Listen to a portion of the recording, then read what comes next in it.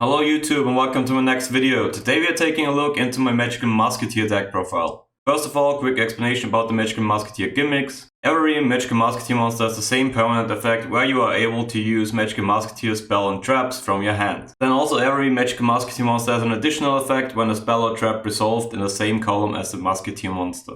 So if you don't know how columns work, if you have a monster in the middle main monster zone and you or your opponent activates a spell or trap also in the middle spell or trap zone, it's activated in the same column as your monster and the effect of your Magical Musketeer monster trigger afterwards. Going straight into the deck profile and starting off with the main deck, in quotations, boss monster, Magical Musketeer, Mastermind, Yugioh. He actually isn't pretty strong, but Magical Musketeer lacked the ability to deal a lot of damage, so I thought the 2500 attack point monster can fit in his deck pretty good. So his effect allows you to draw one card for every spell or trap which resolved in the same column as Yugioh. Sounds pretty good actually, doesn't it? The problem is it only works in the end phase, and only in the end phase of your opponent. If you use spells or traps in the same column as Yugioh on your turn, he basically has no effect and those resolutions don't stack to the end phase of your opponent. Meaning, if you use two spells for example on your turn and none on your opponent, you don't get to draw two cards, you draw 0, since you didn't activate any cards in your opponent's turn. And those two cards you activated on your turn don't matter.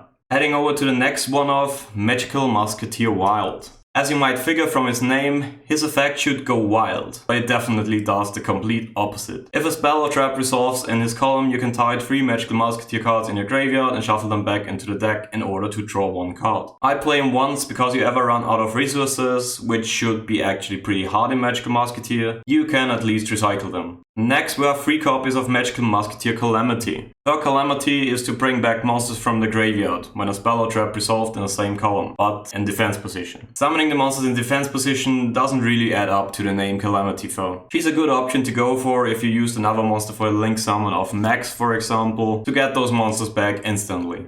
Then we have probably one of the strongest monsters, 3 copies of Magical Musketeer Starfire. She allows you to special summon one Magical Musketeer monster from your deck in defense position when a spell or trap resolved in her column. As you maybe noticed, they really like to play stuff in defense position, and that's one of those reasons why Magical Musketeer kinda lacks the power to do a lot of damage. But that's okay, since this deck is all about board control anyways. She is definitely the monster which gives the most opportunities to do a lot of different plays, and that's why it's a must-have for 3 copies. Following with 3 copies of Magical Musketeer Kid Brave, which allows you to discard one Magical Musketeer card in your hand in order to draw 2 cards when a spell or trap resolved in his column. So if you happen to have 2 copies of one of your spells in the hand, you can get rid of it in order to draw 2 cards. Since all of their spells and traps are hard ones per turn anyways, you don't need 2 copies of them in your hand. Then we have 3 copies of the Magical Musketeer Doc, which allows you to add one of your Magical Musketeer cards in your graveyard back to the hand when you know the drill. This effect can be pretty useful in a lot of situations. When you have target for this effect already in the graveyard, you basically use 0 resources since you get another card back to deny your opponent even more. And as the last main deck monster, we are going with 3 copies of, in my opinion, the best Musketeer monster, Magical Musketeer Casper. He allows you to add one Magical Musketeer card from your deck. Any card. It can be a monster, it can be a trap, it can be a spell. You most likely go into Casper when using the effect of Starfire, because Casper supplies you with any card you need. And that's why he is a pretty good follow-up with the effect of Starfire. Then, heading over to the most precious area for the Magical Musketeer deck, the spell and traps. At first we start off with some one-offs. 1 copy of Upstart Goblin. 1 copy of Monster Reborn, 1 copy of Forbidden Chalice, and 1 copy of Called by the Grave. We play those cards since their effects are pretty strong and you get even more advantage when played in the same column as one of your monsters. Quick spells in general are pretty strong in Musketeers. Then we have another one-off, this time one of the Musket spells, Magical Musket Steady Hands. This card allows you to double the attack points of one of your Magical Musketeer monsters, but it won't be able to attack directly this turn. Since it's an attack boost, you can use this card in a damage step, and as I already mentioned, Musketeer lack the power, and this card allows them in some points to gain that missing power. We play that card as a one-off, since you can recycle it with Wild and Doc anyways, and the other spells are just way better. Then for the spell trap removal, we play another quick spell, Cosmic Cyclone. I mean, this card in general is pretty strong, but in Magical Musketeer it's even better. If your opponent doesn't have any cards to target, you can also use this card in order to get rid of one of your permanent musket traps and still trigger your effects of your musket monsters. I wouldn't say it would be the most optimal use of this card, but it can help in certain situations. Now the best of all spells, Magical Musket Cross Domination. So, this card is basically an Emperor, but way better. It also lowers the attack points to 0. So you get to negate one of your opponent's monster's effects and also lower its attack so any Magical Musketeer monster can beat over. Another good point for this card is, since it also lowers the attack points, like mentioned quite a lot now, it's possible to chain this card in the damage tab as well. Traps. We play a lot of them.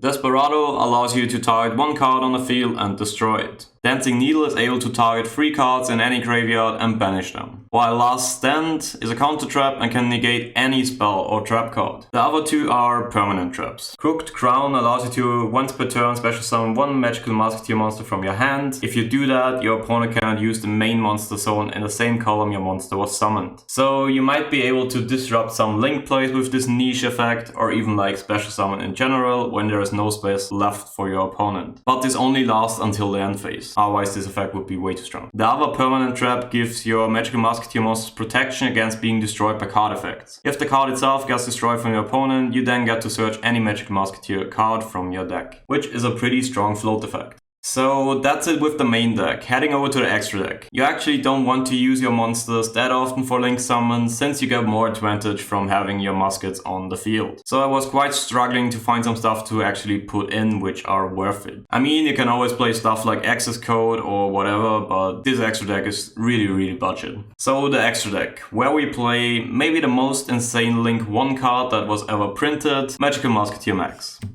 So basically, this card is way overtuned, but it's actually needed in an archetype like that. If Max is summoned, you get to choose one of his 2 insane effects. Either you can add yourself Magical Musketeer spell and traps equal to the number of monsters your opponent controls. So if your opponent has 3 monsters on board, you get to search 3 musket spells. Or special summon the same amount of Magical Musketeer monsters equal to the amount of spell or traps your opponent has on the field. So if he has, for example, 3 cards in his spell trap zones, you can special summon 3 musket monsters from your deck. You can probably tell by these effects that this card is the most important monster in this whole archetype. He also shares the fact that you can use your spell and traps from the hand, so even if you use your only monster on board, you can still go on with spamming those cards from hand. Then we have 2 copies of Dispatch Parasi, which has the effect to change an incoming attack onto himself, so your opponent is forced to attack him. Then when this card is destroyed, you get to destroy the opponent's monster as well and gain life points equal half to the attack points the opponent's monster had. So you go for this card if there is some sort of monster you can't get rid of because you don't have Desperado or not enough power to beat over. So you summon this monster and run into his monster. Then we have actually a better version of the just mentioned Dispatch Parasi, 2 copies of Security Dragon. This card has the effect when it is co-linked, that means that 2 link arrows are pointing towards each other. You can once per turn target one monster your opponent controls and return it to the hand. Getting this card co-linked is quite easy, just play it beneath Max and you're done. Then we have 1 copy of Hip Hoshiningen. So basically he boosts the attack points of every light monster for 500 and dark monsters lose 400. Since every musket monster is light, why not give them an attack boost? They really need it, so... His floating effect allows you to get 1 light monster from your graveyard back to your hand, which can also be himself. Next, 1 copy of Double Byte Dragon, which is pretty good against non-link decks, but otherwise still a good option to go into even against links. He requires 2 link monsters to be summoned. He then gets attack points equal to the link monster's rating times 300. He also is unaffected by monster effects except from link monsters and cannot be destroyed by Bell except with a link monster. And that's why he's not that good against link monsters. When Max and Security Dragon use their effect, they are basically useless, leaving them on the field, so you could use those 2 links in order to get a 2400 attack link 2, which has decent protections if your opponent doesn't play any links. Then 1 copy of Codebreaker Virus Swordsman. The reason behind this one is because he has the highest attack points for a link 2 monster and you really need power in this deck. He also can special summon himself back during the end phase when he was destroyed in this turn. So he's a huge beatstick which can appear on the field twice. And 1 copy of Nightmare Phoenix, because good. As the link freeze, we play 1 copy of Decode Talker and 1 copy of Topologic Drisbaena. Those are just options. Like I mentioned at the start of the extra deck, you normally don't go into links that often, and if you do, most likely not into high rated links. And as the link force, we play 1 copy of Topologic Ceroboros and 1 copy of Nightmare Griffin. Topologic Ceroboros can be a possible huge beatstick if you consider you have the opportunity to banish 3 cards with Dancing Needle every time you use it. So every use of Dancing Needle is basically a possible 600 attack boost for Ceroboros. Griffin could be an option if you manage to clear his board and then go into Griffin. Griffin has the effect that special summon monsters cannot use their effect except they are linked, which can prevent some decks from playing. But you also have to consider this effect also affects you. So that was the deck profile of my Magical Musketeer deck. I really hope you enjoyed it and be hyped about some other deck profiles in the future. Since I'm using my IRL decks for this format, there's currently a limit of how much and which ones I can actually do. So let me know in the comments below what you want to see next. Next you're going to see some gameplay of the deck and at last the full deck list again showing in Edo Pro. See you in the next YouTube video.